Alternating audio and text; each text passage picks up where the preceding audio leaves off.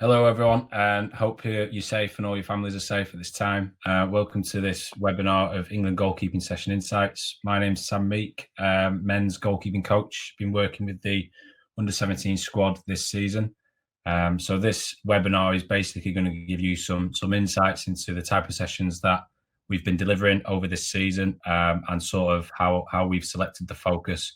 And we're going to be looking at everything that's gone into how we've designed these sessions, the delivery of the sessions, and then also the reflection and reviewing.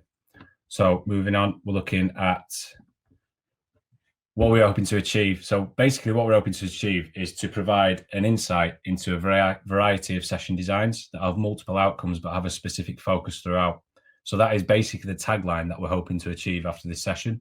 So if you look in the top left-hand corner where it says selecting the focus, what we mean by that is when we deliver sessions, or whenever anybody delivers sessions, we're always looking at a certain focus that we're looking to go after and we're looking for. So that can be whether it's high on the opposition, it might be a match day -1, and we're looking to focus on who we're coming up against and their attacking threats. It might be an individual player that we're looking at as well. So is an IDP type session, or it might be some sort of characteristic session, whether that's psychological or physical. So that is basically what we're going to be looking at. And I've selected 3 different focuses throughout this season that we've worked on, all very different, all have very different session designs. And we're going to be looking at that. So once you've selected the focus in the top right-hand corner where it says understanding the trade-offs, that's where we need to be looking at then. So when we're starting to design the session, if we're doing, for an example, a how we play session, we're going to be very high on us and what we do. We might be quite low on the individual, and vice versa. If we're doing a high on the individual session, then we need to understand that we might be quite low on the opposition that we're going to be coming up against. And with everything that goes with that, again, we're going to go into a little bit more detail. Also, while we're on here, sorry, I forgot to mention that Tim Dittmer is also on here. So he was going to be asking some questions. He'll be giving some challenges, which we do that day to day anyway. So that you're getting a live session of me getting grilled as well, which will be good. So we're looking at, once we've understood the trade-offs, and we're looking at, you're definitely going to see some delivery. So once you've seen the session design, once you've seen how we've designed it, you're going to see the delivery and see that live, and hopefully see the focus and the trade-offs coming live into play. And then last but not least, in the bottom right-hand corner, where it's the most important, we're going to be looking at reflecting and reviewing on every single session and see where we go from that. So moving on from that, these are the session focuses that I've decided to select and talk you through. So there's 3 different sessions throughout the season, and these have been the focuses. I've done a psychological focus, an individual focus, and an opposition focus. So we're going to talk you through different ones. I'm going to give you a little bit of context through each one. So the first one I'm going to speak to you about is a psychological focus that we had on an under-17 training camp. So the context of it is we've already played 1 game and we've been beaten 3-0. Within this fixture, not just the goalkeepers, the whole squad, we didn't play to the standards that we wanted to play. And after going through this, we with our reviewing, we were looking at not just technically, tactically, but what other factors came into play that we didn't think we hit when we played this game, and what can we do about it, and what are the next steps. So that game was played on a Friday night. So this session that we're going to deliver is a match day -2. So the game was played on a Friday night. The Saturday next day, we're looking to do like a bit of a recovery, a bit of a down day. Obviously reflecting and reviewing the game from video point of view, and going through it. And match day -2 is the next session on the Sunday, because we're going to play our very next game on the Tuesday. So with having that match day -2 in mind, this was a perfect opportunity to sort of come away from how we play, or come away from the opposition, and work on a psychological factor that we've decided to look at. So looking into that, we thought this was a real opportunity to show more resilience when defending the goal. So to give you a little bit more context, before we played that first game, we had a 4-day building training session. So that is probably a good length of time, and it's definitely been the most amount of time building into 1 game that we've had this season. Normally it's been either a 2-day or a 3-day building. So this session is not just a reactive one based on what happened in the game. This was a theme that happened in the 4 days leading up to this game, and then this game is obviously included within that.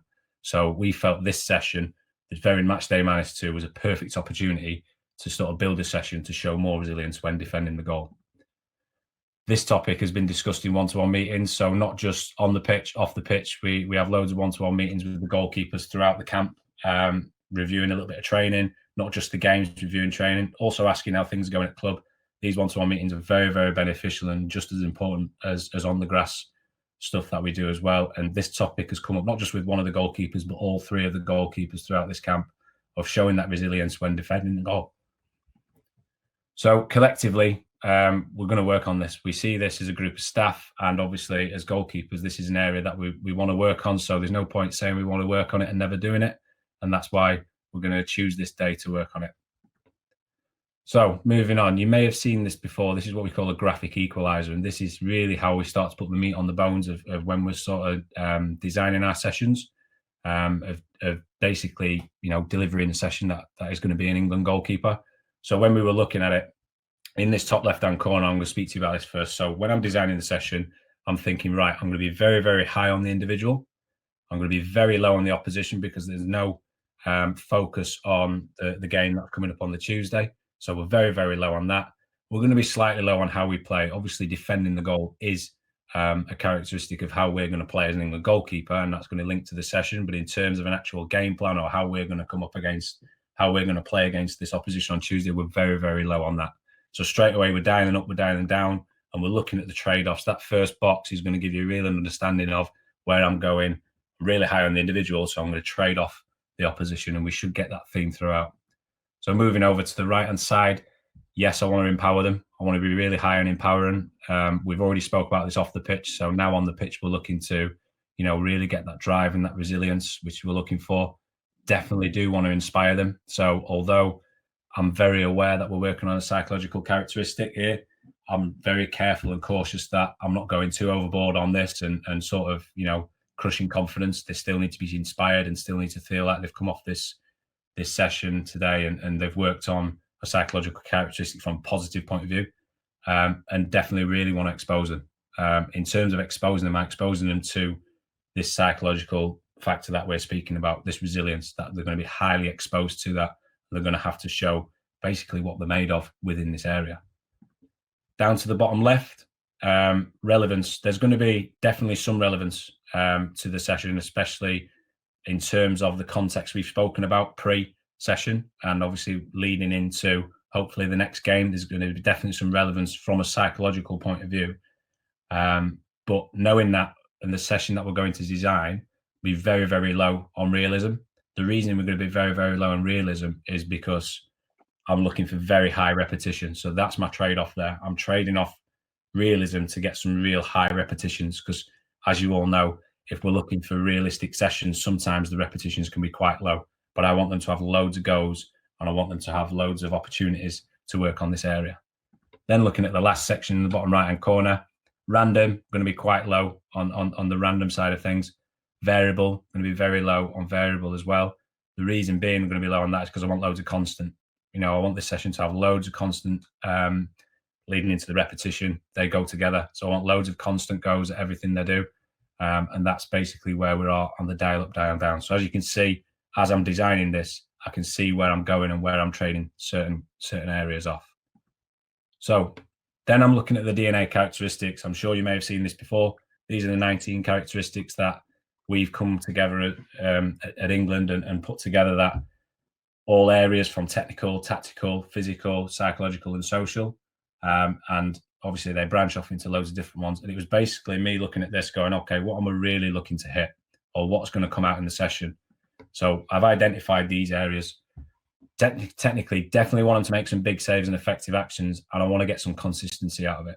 So in terms of consistency, remember going back to the dial up, dial down, getting loads of constant and getting loads of repetition. Hopefully that's where we're going to get some consistency within there in the techniques. Physically, efficient movers around the goal. That's the areas we're looking at. And then the most important for this focus on the right-hand side as we're looking here is looking at that social. So being a leader, showing your presence on the pitch and definitely trying to get that winning mentality into them in terms of defending the goal. And there's a competition element in the session I'm going to explain to you who's going to be one that really wants to win that session as well. So moving on to the session design. If you look in the top left corner at part 1, it's basically going to be volleys on the move into positions. Everybody's got a ball, and we start straight from the start. You have to do 2 clean sets, so 6 catches before you come out. If you don't do the 6 catches, you have to stay in until you manage to catch 6 in a row. Moving on to number 2, there's going to be a volley on the angle where you can see where the goalkeeper, the green marker, is now. Volley on the angle, spin into the middle. You're going to receive a variety of service. You don't know what type of service may come from the middle, and you've got to protect the yellow goal. If you can see the yellow dots in the goal, that's the areas you're looking to protect. And so it's like quite close range. Filtering down into number 3, the handling strike on the angle. So you're going to get a strike off the floor for handling. A ball will be played then from that little cutback area, if you like. That will either be on the floor, and there's going to be a finish. From there, you've got to protect the whole goal this time. And then moving into number 4, we've now got air bodies in the way to create a little bit of distraction. You're going to have a spin on the throw from the server, which is in that cutback position, finish from the centre. And then if you make a save, that's great. You just repeat that process. If you concede that one, you'll have an opportunity to make a save now on the angle. And you've got to make 3 saves before you can come out. So if you make 3 saves from that cutback position, you're out. If you make 1 save from the cutback position and 2 from the angle, but you may have conceded 2 within that process. And throughout all of that session, what we're looking to do is have a total goals conceded tally and add them on at the end. And the incentives was the goalkeeper with the least goals gets dinner served to him by the goalkeeper who concedes the most. So there's a little bit of competition and there's a little bit of consequence and reward in that as well. So the next thing we're going to look at that delivery. Now, what I'm going to show with the delivery on these sessions is I'm going to let you watch the whole session through by yourself, and then we'll go back to the start and we'll go through it and we'll start to talk about some of the inner detail within the delivery. Sam, just a question, just with the detail of the session and the information for the players and the challenges and stuff, would you give, or in this instance, did you give the players the challenges and set the stuff for them on the pitch, or did you do that off the pitch before you got there? So basically what I'm asking is, how much time did they get to kind of mentally prepare themselves for like what was going to be quite a stressful session? I think what I did basically after this session, what you see in my reflections and my review, you'll see that in my reflections I did put, I could have definitely framed this up a little bit better. Definitely could have, maybe done some positive and negative clips of when we've done it really well, when we haven't done it really well, and basically do like a pre-framing video that then builds up as soon as we go out on the pitch. So that's something that when I went through it and reflected later on, was definitely something that I thought I could have. It's in that bit then, yeah, okay. So it's in that bit, yeah. Okay, so I'm going to have a look at the session now, and you're going to get this one to have a look yourself.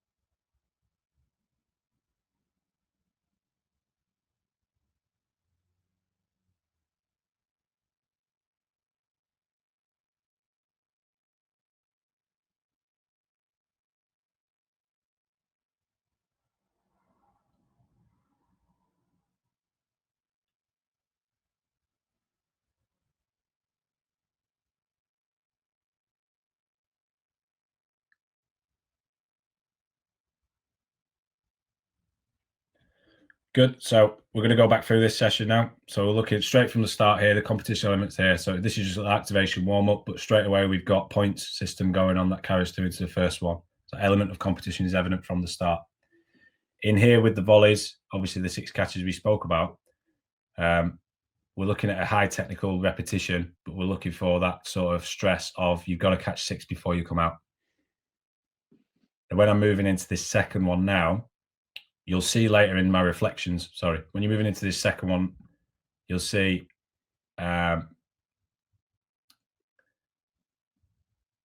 apologies. It's the first one again, isn't it? Yeah. Okay, so when we're moving into this second one now, in my reflections later, what you will see here is I'm thinking of I've served every single shot, as you can see, and the players have from the same spot. So those are a variety of different services. We've still been in the same position each time. So the goalkeeper's movements, I spoke about efficient mover. I probably failed a little bit in that because he's having to make the same movement every single time. So from my reflections was, one, can them serves on the angles that the lads are doing not just always be volleys? Can there be different types of serves so it keeps the goalkeeper guessing? And 2, and this carries on throughout this theme, as you can see in here again, we're all in the same position.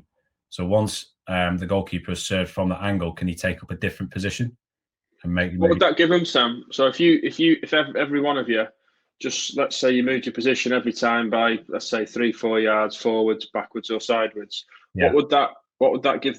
What would that provide what would that give the keepers? Yeah, so as you can see now in this fourth one, this would definitely change his view. So he knows I'm always stood there. He knows the ball is always coming from here. So with the movement he has to make and the picture that he's having to see, he's seen that before. So there's not much that he's having to change, or there's not much that he's having to think about really from the first phase. And especially in my reflections of this one, he knows that the ball is always coming from the side.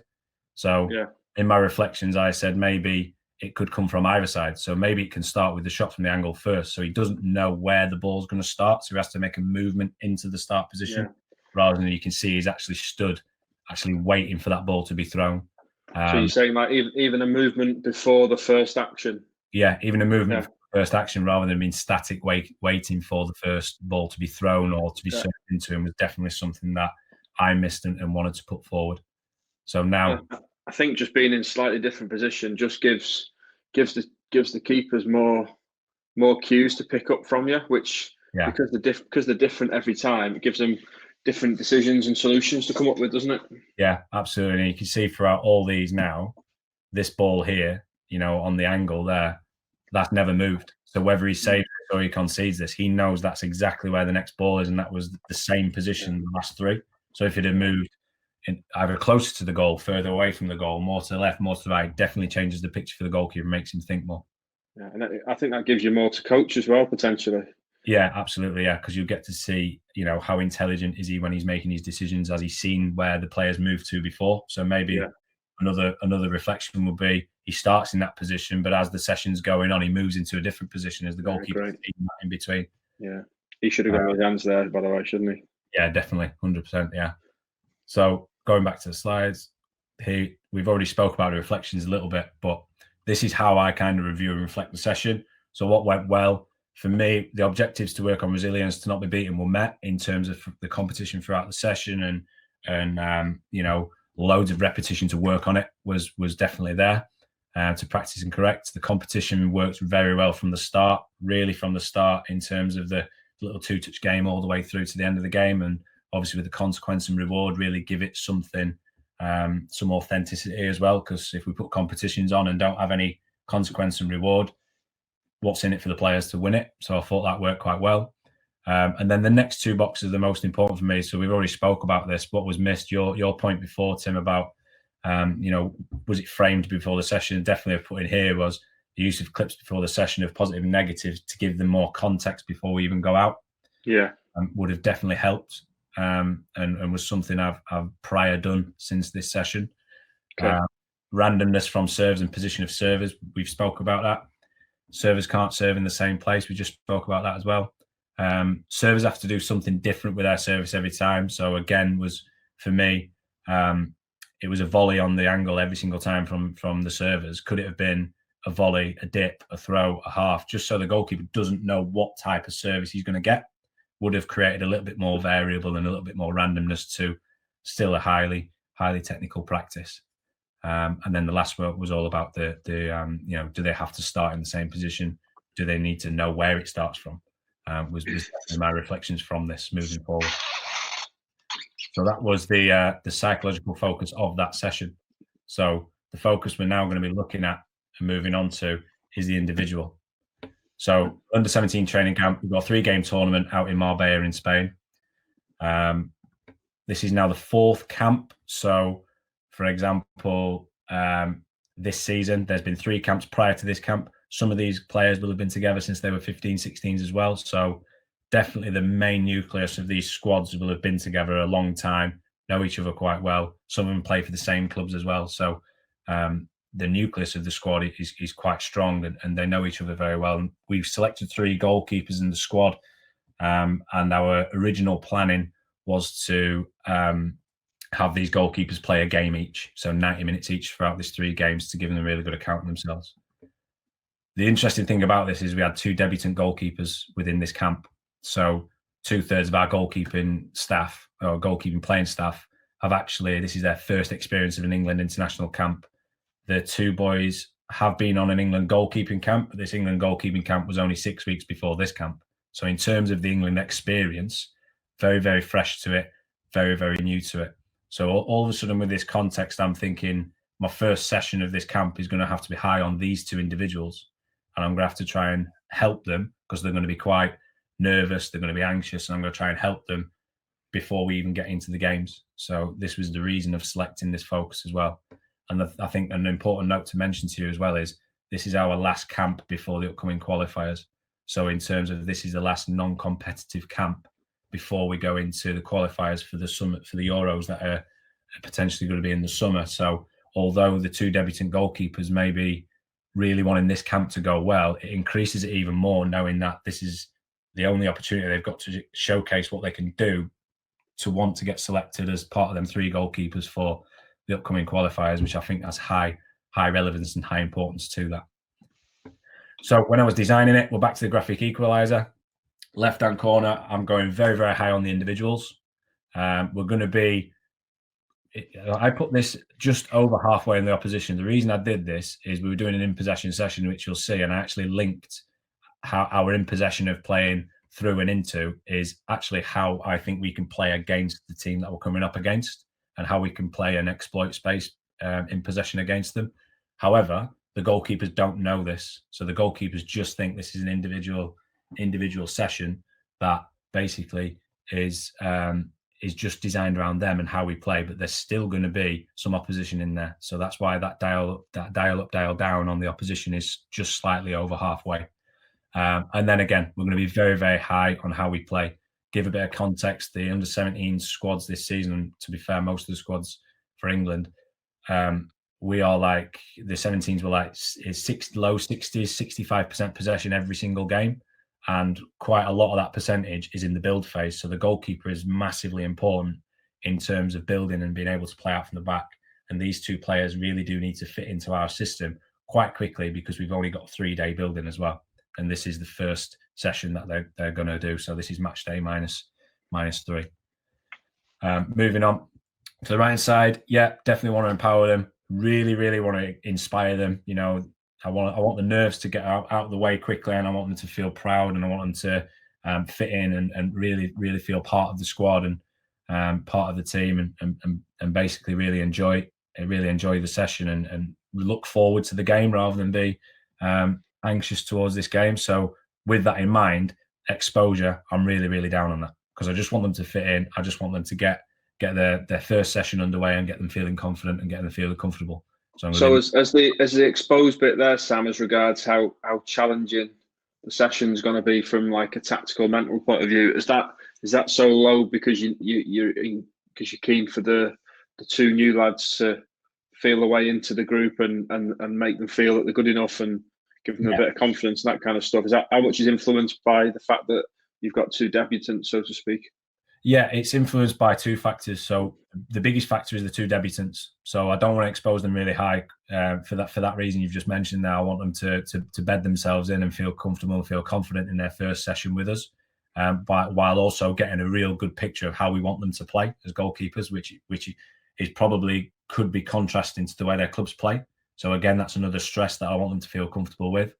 And in terms of the other goalkeeper that I'm not mentioning too much, the reason I'm inspiring him is I wanted him to set an example. So before we went out on the session we've got two new goalkeepers. You need to show them why you've been with us for an X amount of time within this session. So there's a different message going to one goalkeeper that's going to the other two goalkeepers. So would you say that like the session for him, you might be able to expose him a little bit more within the same session? More experience. Yeah, I think I could. Yeah. So, how would you do that? So in terms of the exposure for him would be he would have more of an emphasis on when he's selected the detail of the pass, for example, it's then the type of pass that he's done. And I'll be more stringent on him of the execution. With the other two, I'll be praising the intent more. So right, okay, yeah. He will be getting the same amount of praise for intent, whereas the other goalkeeper will be getting praise for intent and execution. So in terms of the way my style's coming across, I'm coming across a little bit more harsh, I don't know if that's the right word, but a little bit more prudent on him to make sure his execution is right. Whereas the other two, I'm looking straight away for the intent. And would you ever like tee anything up before the session with him, the more experienced one, to kind of like expose him a bit more, just from like a one-to-one point of view? Yeah, we did one-to-ones the day before we flew out. So the two one-to-ones for the two goalkeepers was delivering a how we play goalkeeping DNA. Just they'd seen it on the goalkeeping camp, but it was just another refresher, and it was really building it up. So they'd already seen how we play in possession in terms of England DNA before we even get on the pitch. So they've got a really good understanding of what's required of them or what we're looking to do. The other goalkeeper was pulled in, and basically just me and him one-on-one, just basically saying, look, you've got two new goalkeepers. You need to take two roles from me. One, you need to help them through it. Two, you need to show them why you've been here over the last 3-4 camps or over the last couple of years. And you need to really show them, number one, because don't forget, these two might be here to be a debutant, but they also want your shirt. So you've got to show that mentality that you're number one, that you're the one that they need to catch. Yeah, bro. So yeah, that's basically the top right corner going into that detail there, Tim. On the left-hand side, it's very relevant in terms of the individual and how we play and getting them involved in that. It's going to be realistic from the designs that we're going to put in and the pressure and the stress that the players will have on them. And it's going to be mid to high on repetition. That basically all comes down to how they do in the session. The repetition will be down to, the selection of the pass to see how many goals they get at it. But we're looking at in the next bit to look at more random and more variables. So like we spoke about in the previous session, there's probably not going to be that much repetition compared to the other session because we're looking to have more decisions. We're looking to have more intelligence to this session for the players to figure out. So definitely having a little bit more random, definitely having variable, and we're going to be lower than we were on the last one on constant, but still potentially get a lot of constant dependent on how they do throughout this. So moving on to the characteristics, you've seen these before, but these are the three things we were looking at. We want them to be an outstanding distributor technically, tactically with their decisions. I want them to make their choices when to exploit space in possession. Socially, I want them to be a good learner. They might be learning new things for the first time, but how good are they at learning that and applying that straight away into the training? And connecting to the team goes back to how we play. That's how I'm going to connect them to the team. So looking at the session, quick explanation of the session. Part one is going to be, you'll see now from my previous reflections of moving around with serves, if I'm going to serve here as the red dot, I'm always going to be in a different position, and you'll see that, and the serves are going to be random. So straight away from the last practice, you'll now see me putting my reflections live into play. So the goalkeeper's going to receive a service. He's going to roll the ball and have a bounce pass off the white, and then he's got to try and thread that ball through into one of the two whites that'll be making a movement, and he's got to play through them three air bodies to get on the ball. That'll be the first session. The second part of the session is going to be something similar. So in terms of, there's going to be a service into the goalkeeper. He's going to roll it for a bounce pass. There's now going to be added pressure. So now there's going to be somebody closing the goalkeeper down, and he now has to find either a pivot player or a fullback based on the press that's come in and also the movement of the players. And then thirdly, it's going to be a similar type practice again, a little bit higher up the pitch now, for him to find these options. But also, once he's found an option, there's going to be a transition. So once he's found the option or he doesn't find the option, there's going to be an instant turnover of possession, and there's going to be an out of possession movement and an action to that. So again, you're just going to watch this through first time yourself, and then we'll talk through the video.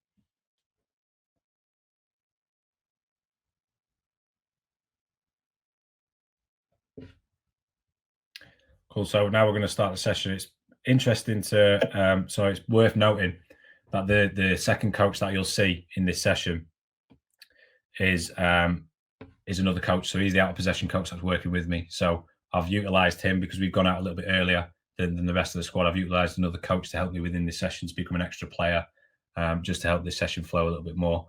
So again, from the start of this, you can see I'm serving from different positions each time from the last reflection. Little bounce pass, and these two midfielders, if you like, are moving into positions, and this is a really nice building for the goalkeeper in terms of he has to see where he's moving, sees the goalkeeper move, the player move, and can play straight through to the pivot. Then we're moving on to have a little bit more pressure. Sorry, Sam. Am I right in assuming that's literally the first practice of the session there? Very first practice, first practice. So because I imagine some people watching this might have thought that you'd done some kind of like handling warm up or little small steps or something in a really small area. So is this kind of like catching a ball from a, I don't know, 12, 14 yards and then like a 15-yard pass? Is that something that you're comfortable or the goalkeepers are comfortable going straight into? Yeah, absolutely. To give a bit more context on a camp, sometimes you may have 15 minutes with the goalkeepers. So if you've spent 10 minutes doing small space area work as a handling warm-up, then you've only got 5 minutes to do anything else before they may go into a phaser play or a small-sided game or whatever it may be. Okay. So I would find getting them straight involved into something like this, if I've got 15, 20 minutes, however the time span may be, you actually get a lot more out of them tactically, technically as well. But also it's a better building when they go into the team stuff. So yeah. And how do they deal with that, the keepers, in your experience?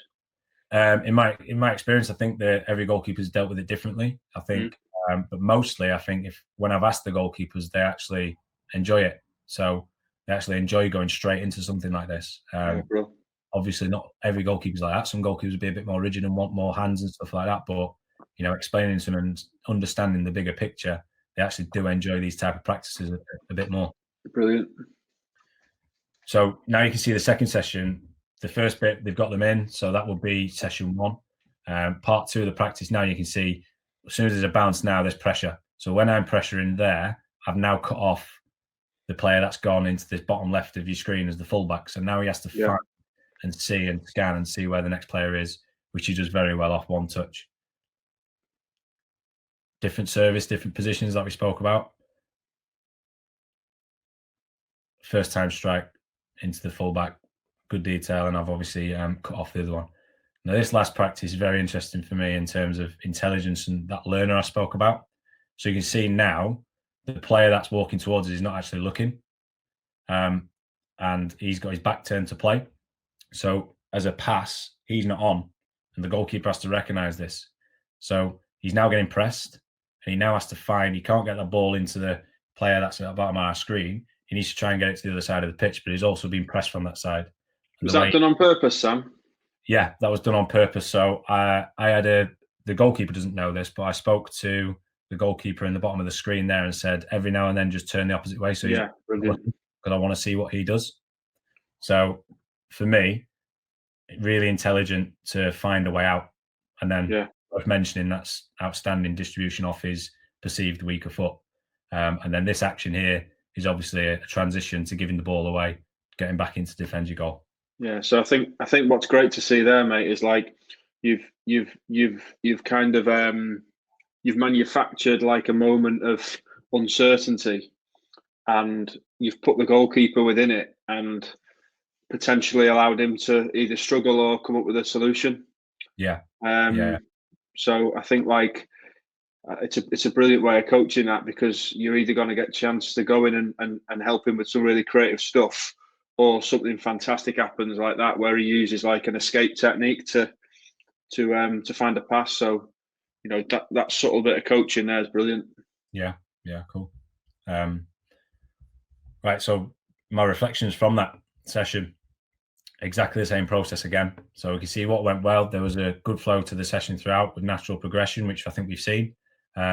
Recognition of press from turning triggers and press. So the turning triggers was exactly what we spoke about there last off, with the player turning his back. He recognized that and found a way out, and also recognizing where you're getting pressed from. Physically worked well for the first session, so we didn't kill them on the first session. That's physically not a very, very hard session, if you like, RPE wise. So we're in a good place physically as well. What was missed and what needs to be considered, again, the most important two, transitions on claim of the shot. So the very last thing there, the shot came in and he actually kind of was in possession of the ball. I could have added in like a mini goal or a target player, a target man, something like that to have a counter option. So there's transition from defense to attack to defense. There's both in there for me. The player who pressed following in shot creating realism, potential consequence. So that last clip again, the shots come in, and to be fair, the player who had pressed him, he switched off where it bounced off the goalkeeper. There could have been a little bit of pressure coming from him just to you know, sort of really ramp that up again. And then what I thought needed to be considered next time was, again, on claim of the shot to have transition, and then definitely start to include a competition to be added in as tomorrow. Today I saw as a connection day, not a competition. So from tomorrow or the very next day, we're going to start to put some competitions in and start to expose the players a little bit more now they've had this first session. So the last session we're going to look at now is an opposition session. So we're looking at first game of the tournament. Quite good for you to see as well that the session you're going to watch is actually the same group of players in terms of the session you've just watched, the two debutant goalkeepers. This is the same training camp. So first game of the tournament coming up. We've had a 3-day build-in prior to this game, so we're currently now on match day -1 going into this. Goalkeeper debutant. So I spoke to you before on the last session about 3 goalkeepers. One of them was obviously with us for a couple of years and has been in the England system quite a long time. He's used to it. He was going to play the first game. The other 2 were going to sample the other 2 games. For unforeseen circumstances, the goalkeeper who was going to start, the more experienced one, was injured on match day -2. So now one of the goalkeeper debutants is going to come in and he's going to start. So in terms of context, I think that's a really, really important point to make, that now this match day -1 has now got a goalkeeper who has never, ever played for England before and never experienced this. So he's going to debutise tomorrow. And the other thing was, because of the first session, the match day -3 was more of a connection session. I'm now fitting 2 attacking themes into one session because I decided to take one of those sessions as a connection session rather than a how we play or an opposition session. So now I'm going to fit 2 themes into this session, and you're going to see how that was built and created. So just to give you a little bit, these are the 2 attacking threats of the team we were coming up against. So if the defense was high, a ball was played in behind for 1v1. That was a common theme that was analysed throughout before we went on this camp.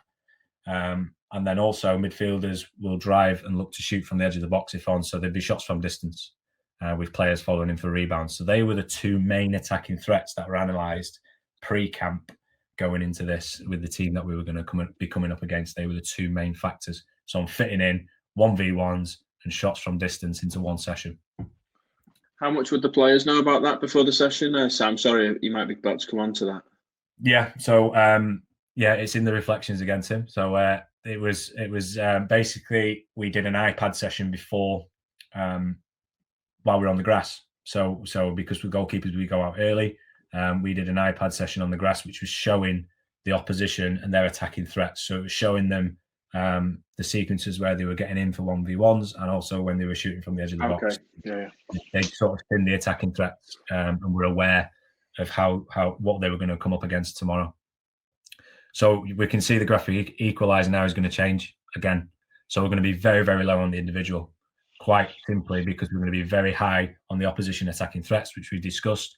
And also we're going to be slightly high a little bit for how we play. So in terms of defending the goal, this is how we want to defend the area. This is how we want to defend the goal. This is how we want to defend the space. This is going to be our out of possession, how we play as a goalkeeper.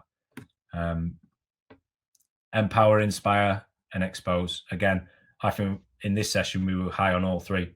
So although we're dialing up, dialing down, for me, I had a really good sort of insight to go, I'm actually going to be quite high on all three. Definitely want to empower them because he's playing his first game tomorrow. Want to inspire him again for that sort of reason. It's his first game. He's a debutant. So, definitely going to prepare him properly with the attacking threats. So he feels when he's going into the game tomorrow, he's not in that situation for the first time. He's been in that situation before. And expose, this session is going to expose him a little bit because definitely the game will. So that's why I'm looking to ramp that bit up as well. Bottom left, relevant, highly relevant to what's going to happen tomorrow.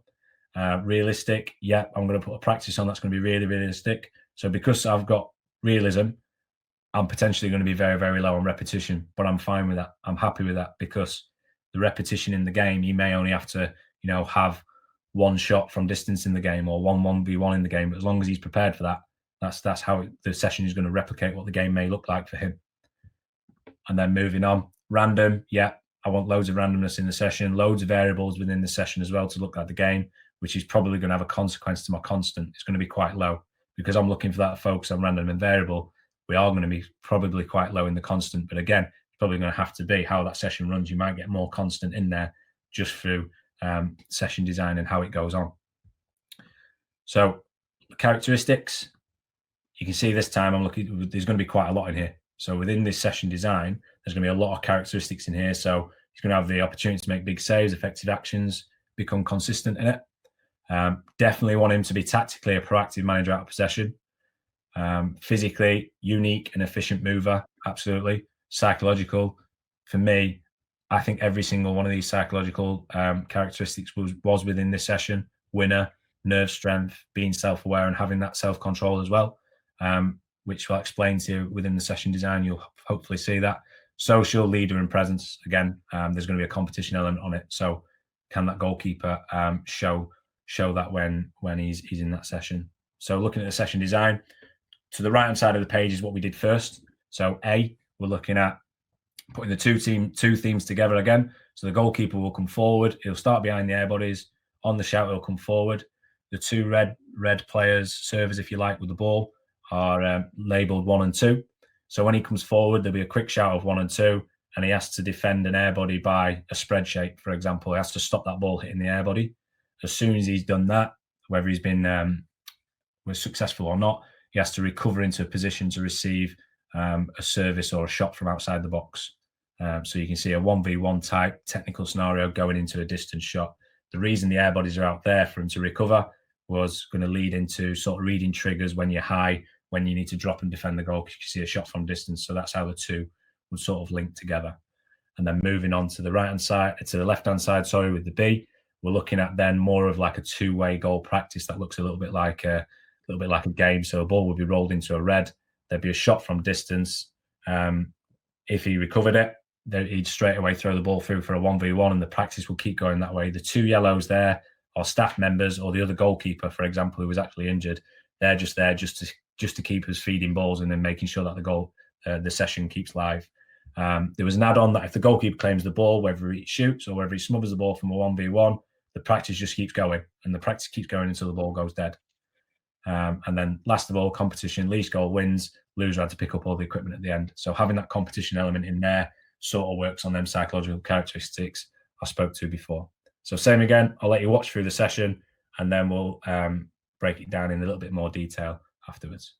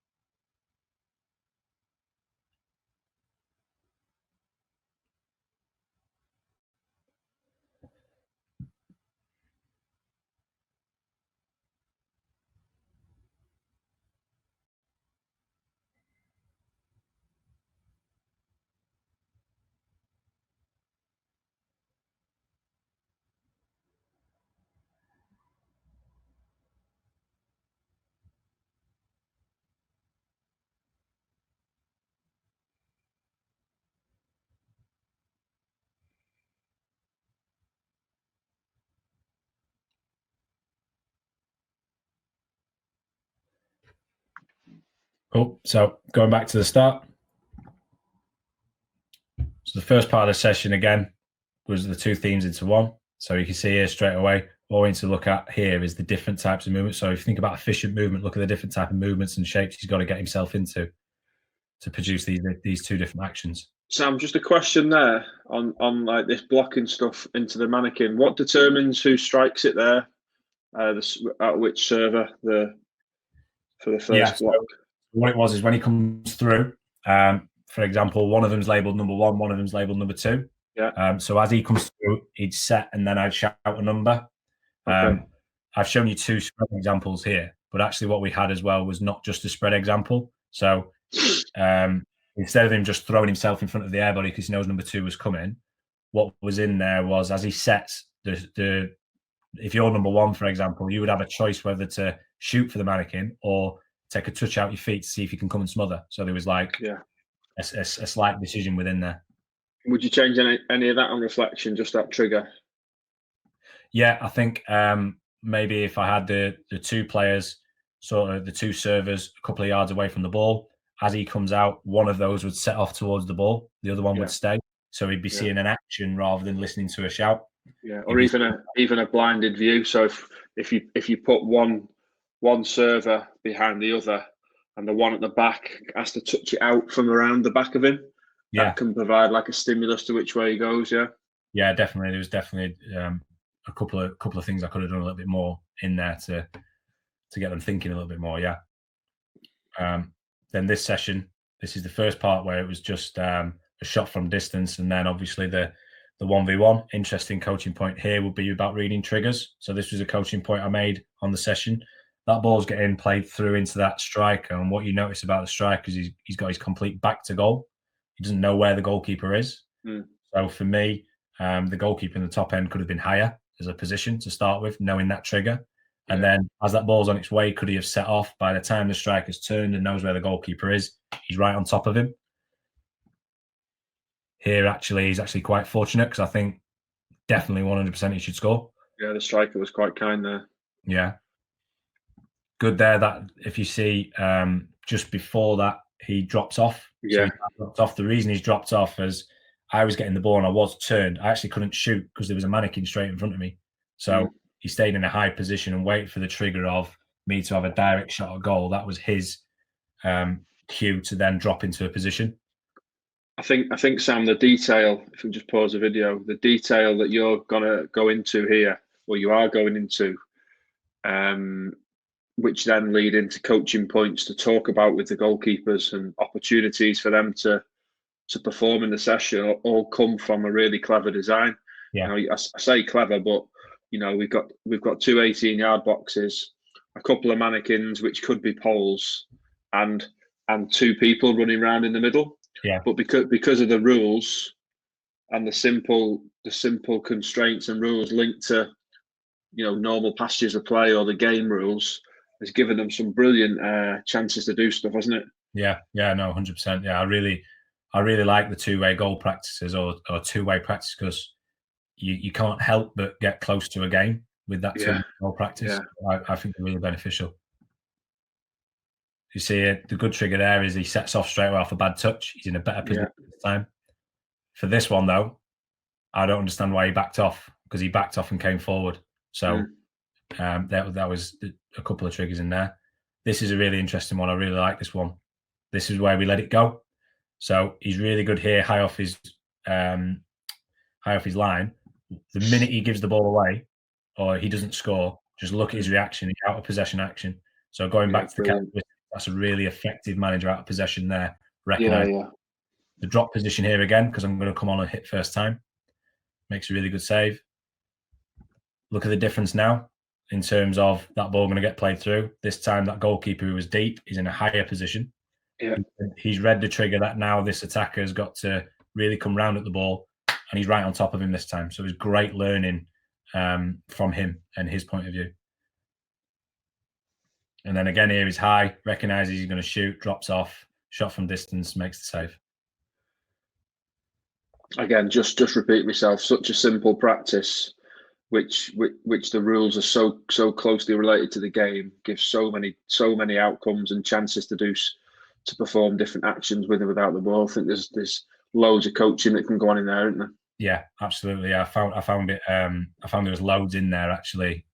I got what I needed out of it, but there was so much more in there as well that was evident for me to focus on as well. So, before you go on to that, Sam, I guess like an area where we're really fortunate working for England is we're able to record the majority, all of our sessions really at really good angles, and you don't necessarily have to go in and coach every time they get like right or wrong, do you? No, because otherwise you're gonna. So that learner, for example, or an intelligent goalkeeper, how you're not really going to give him the opportunity to do that if you stop and coach him at every single thing he does wrong. If it's a reoccurring theme, you can see that he's just not getting it. So that's where he may need you, but he may get it wrong on the first one, but then the second one he's learned himself and he does something different and finds. So where would that coaching come then if you weren't doing it on the pitch? That will come off the pitch as well. So basically, for example, you could show examples of goalkeepers. So in terms of reading triggers, for an example, which I spoke about in there's a really good clip or a really good point from Alisson Becker against Wolves, where he perceives and checks his shoulders 2 or 3 times, which helps him make a certain action, which was a successful action.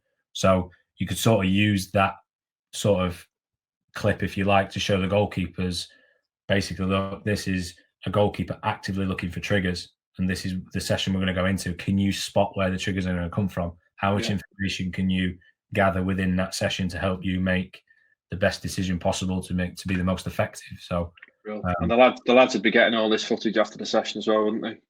Yeah, so they're on Huddle. Obviously, they're on Huddle for the whole camp, and the sessions go live on there. Their individual clips go live on there, and obviously ones as well. So there's loads and loads of stuff off the pitch that goes into learning as well. So yeah, basically the reflections, exactly the same process again.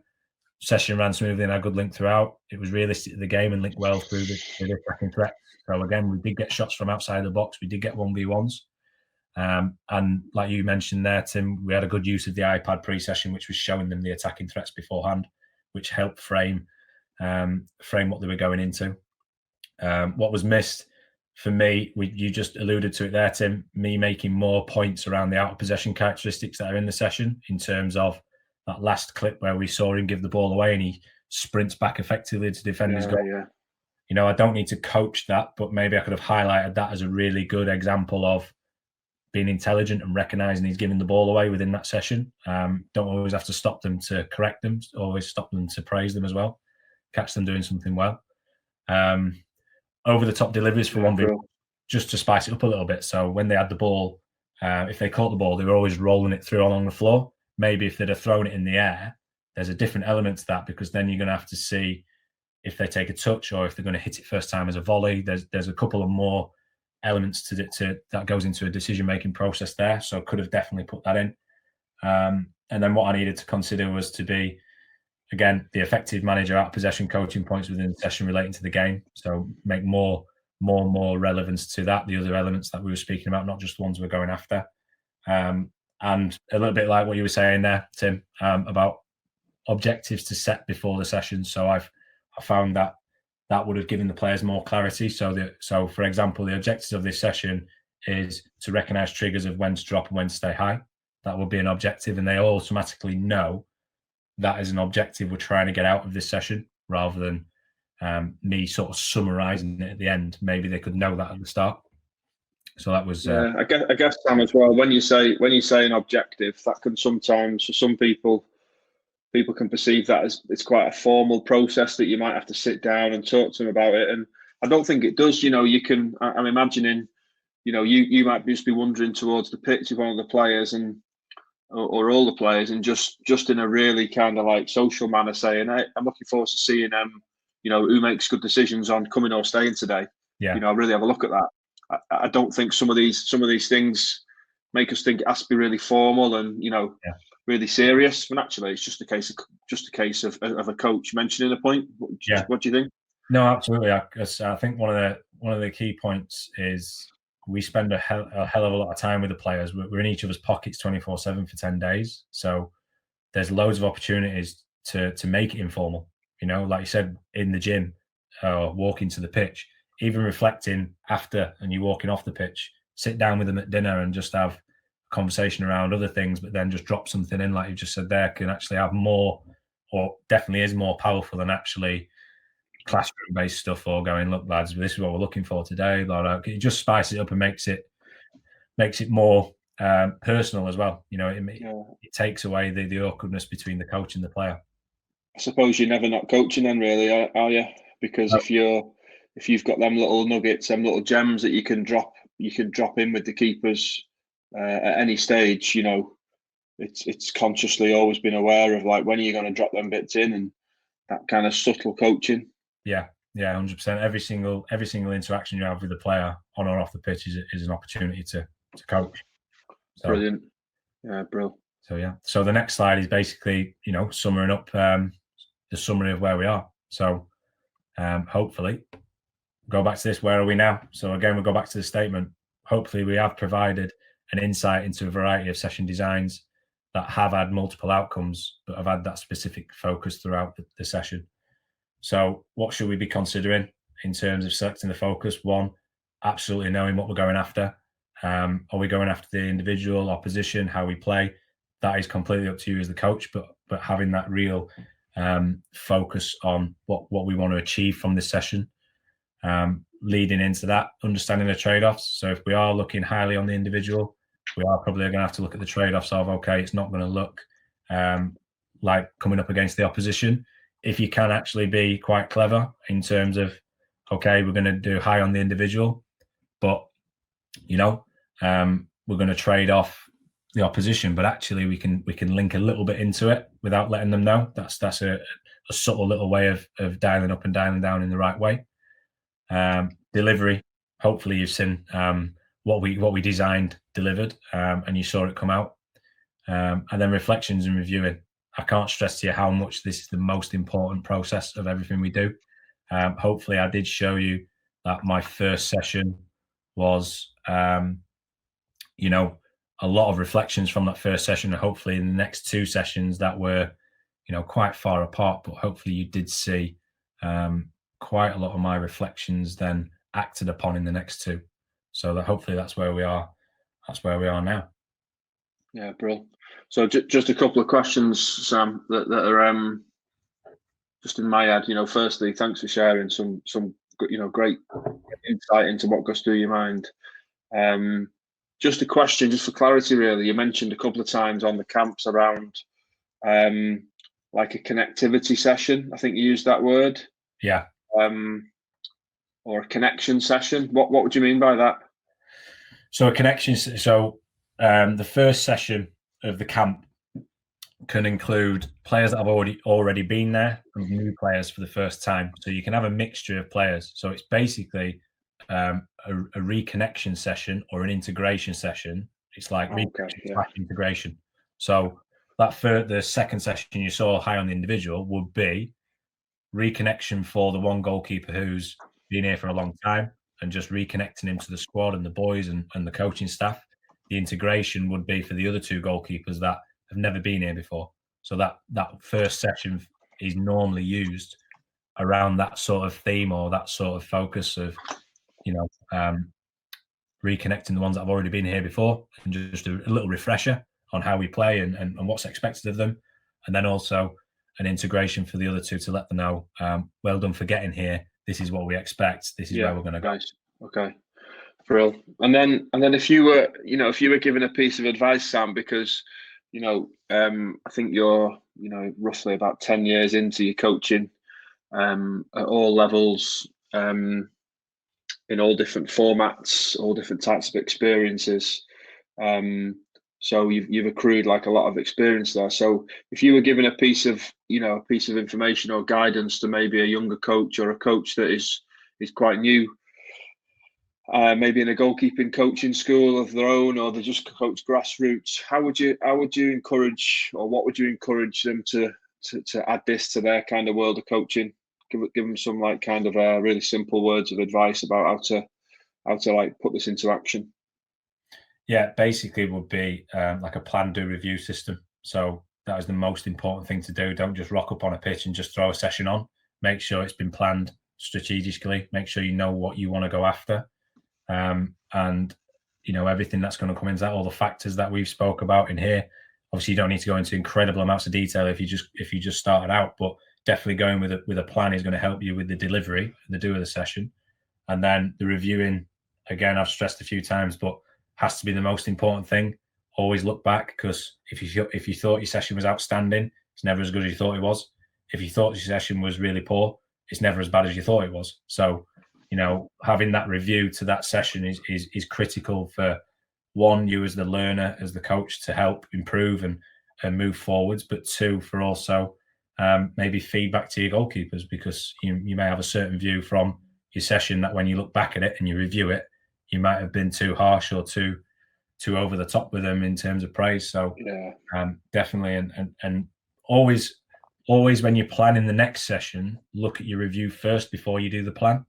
So if there's a long time between sessions, so an example of us might be, we might go a few weeks from one session to another in between the international dates. So I always look back at the reflections of the last sessions or the similar session I want to come up with.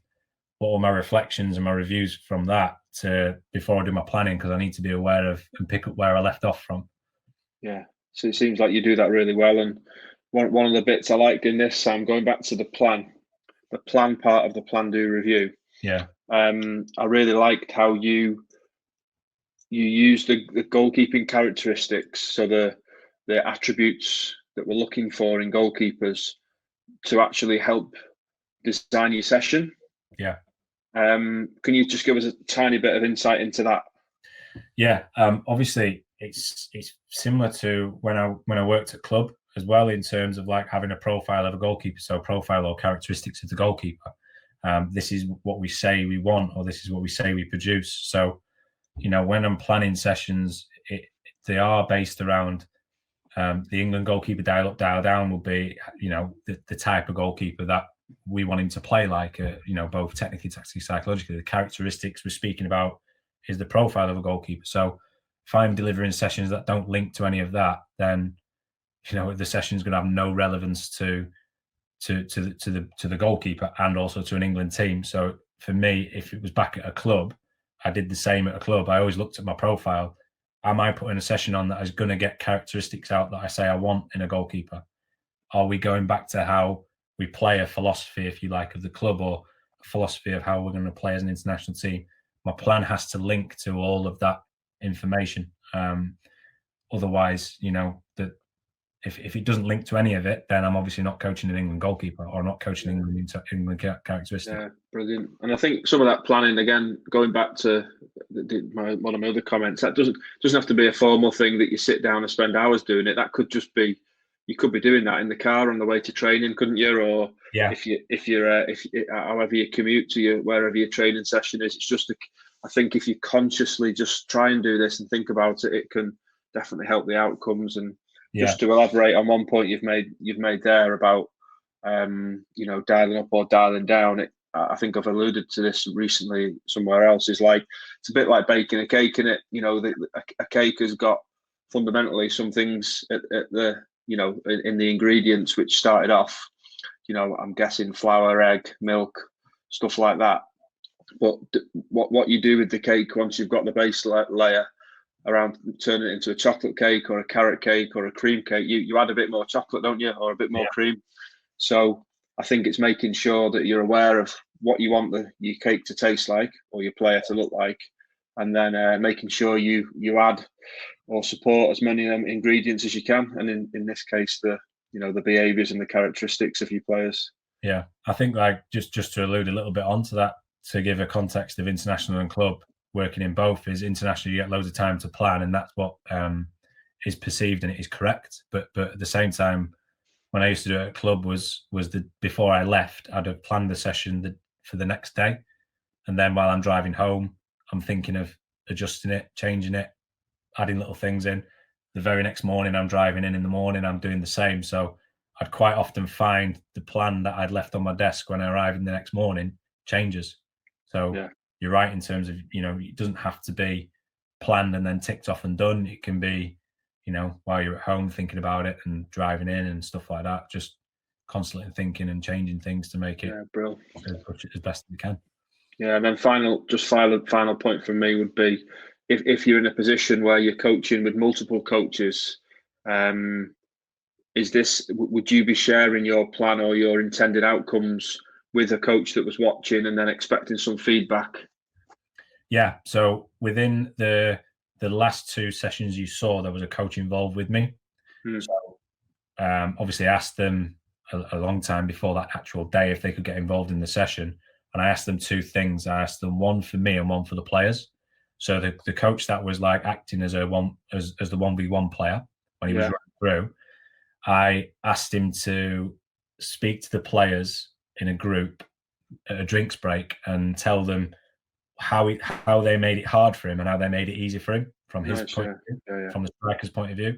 The things he came up with was, when I pick my head up and you're there, I panic, so I don't know what to do. Whereas when you stay in your goal, I look up and I can see all my options of how I'm going to beat you. So that was a key bit of information from the striker's eyes, if you like, that helped the goalkeepers understand what he's going through in the two different actions that they can produce at times. And then from my point of view, it was all, I asked him in the first session to have a look at what am I missing. So listen out for, my coaching points I'm giving. If I've missed anything, then can you just tap me on the shoulder or just whisper something in my ear, or you might need to think about making this coaching point, or you might need to think about this. So again, in the session, just bouncing off each other and helping each other out. And then he has a real good understanding of what we've worked on, that when they go into the outfield session, we have in and out of possession coaches. So in this instance, it was the out of possession coach. So he knows we were working on shots from distance and 1v1s and how the coaching points were in there. And he actually made a couple of relevant coaching points himself in his session to the goalkeepers about their start positions based on what we'd already done in the goalkeeping. So there was a nice link throughout. Brilliant. Tremendous. No problem.